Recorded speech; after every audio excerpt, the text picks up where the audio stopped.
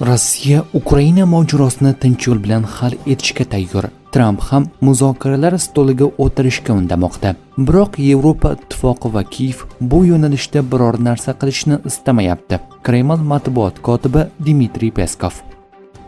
Shimoliy Koreya AQShning HIMARS reaktiv tizimi muqobilini ishlab chiqdi.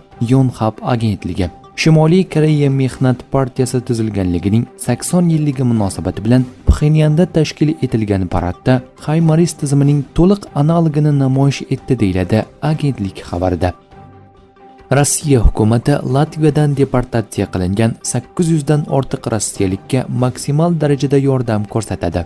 Rossiya Ichki ishlar vazirligi Rossiya 0 bosqichiga NATOga qarshi urushga tayyorgarlik bosqichiga kirgan. Rossiyaning Yevropada davom etayotgan diversiya harakatlari, jumladan razvedka ma'lumotlarini to'plashi mumkin bo'lgan dronlardan foydalanish holatlari Kreml allaqachon NATO va Rossiya o'rtasidagi ehtimoliy urushga tayyorgarlik kampaniyasining axborot psixologik bosqichini boshlaganini ko'rsatadi. Bu haqida Amerika urushni o'rganish instituti o'zining navbatdagi tahlil hisobotida ma'lum qildi.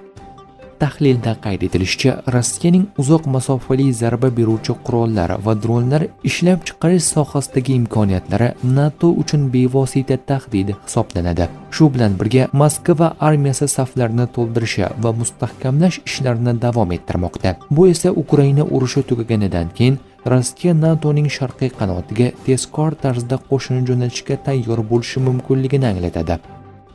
Rossiya mudofaa sanoati T-90 tanklarini ishlab chiqarishni ko'paytirish va tank parkini urushgacha bo'lgan darajaga qaytarish bo'yicha uzoq muddatli rejalarni amalga oshirmoqda. Bu Rossiyaning NATO uchun uzoq muddatli harbiy tahdid sifatida o'z pozitsiyasini saqlab qolish niyatidan dalolat beradi deya ta'kidladi Urushni o'rganish instituti tahlilchilari. Bundan tashqari Rossiya katta miqyosdagi harbiy amaliyotlarni ko'p sonli tank va zirhli texnikasiz olib borish imkonini beruvchi operatsion konsepsiyalar va jangovar taktikalarning yangi shakllarini ishlab chiqmoqda deyiladi hisobotda.